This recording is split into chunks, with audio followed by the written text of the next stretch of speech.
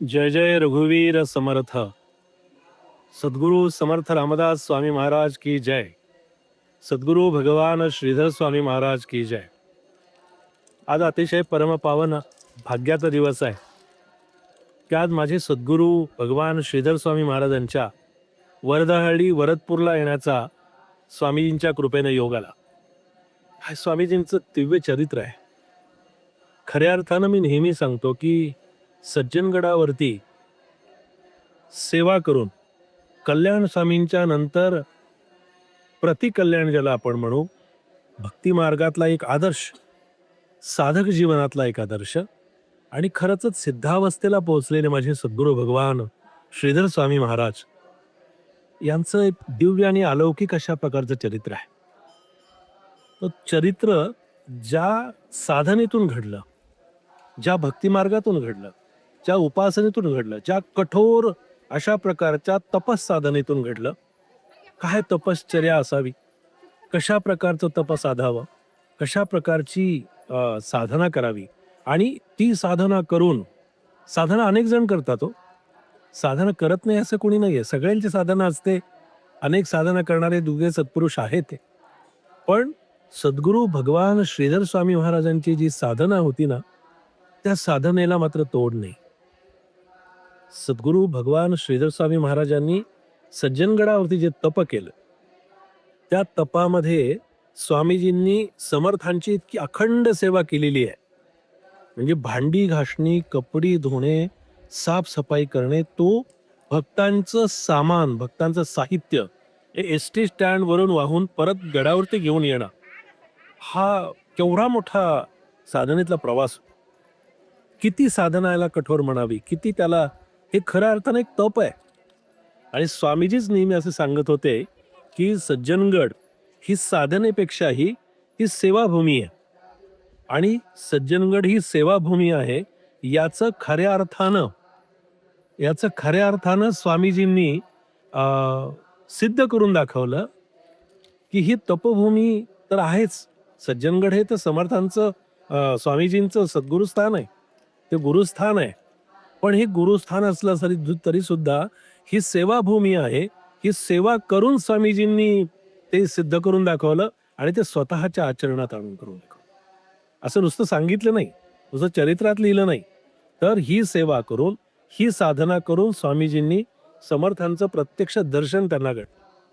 कल्याण स्वामींच्या नंतर समर्थांच्या समाधीतून बाहेर येऊन येथे जागृत रामदास विलसे जो या जना उद्धरी, याची प्रत्यक्ष साक्ष आणि याचा प्रत्यक्ष आधार जर कोणी असेल तर ते माझे सद्गुरू भगवान श्रीधर स्वामी महाराज आहे. आणि त्या स्वामीजींच्या तपस साधनेबद्दल काय किती सांगावं. समाधीतून दर्शन झाल्यानंतर समर्थांची अनुज्ञा होती.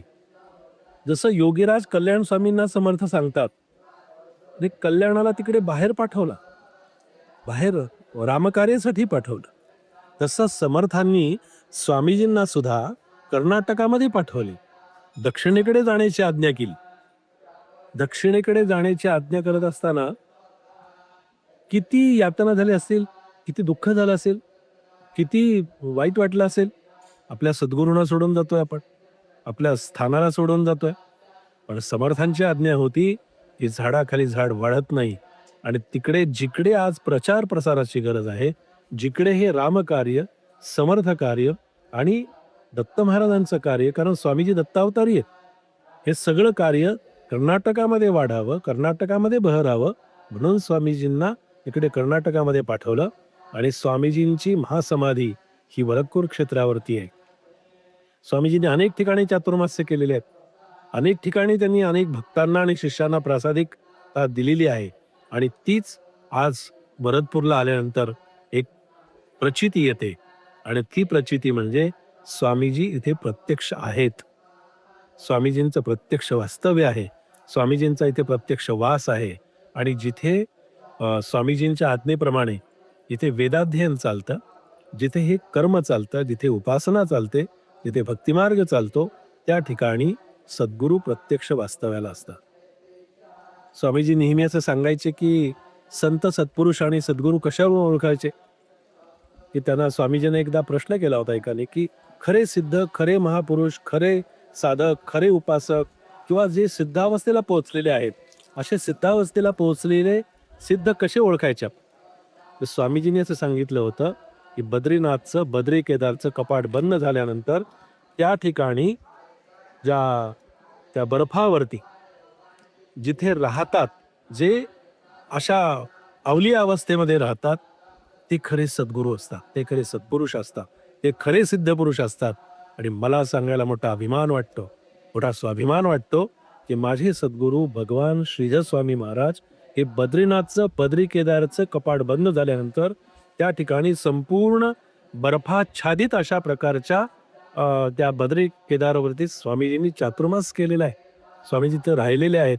म्हणजे याच्यावरून माझ्या स्वामीजींची आपल्याला अध्यात्म मार्गातली जी सिद्धावस्था आहे, ती आपल्या लक्षात येतं. भरतपूरला गोशाळा आहे, वेदपाठशाळा आहे, अन्नदान आहे.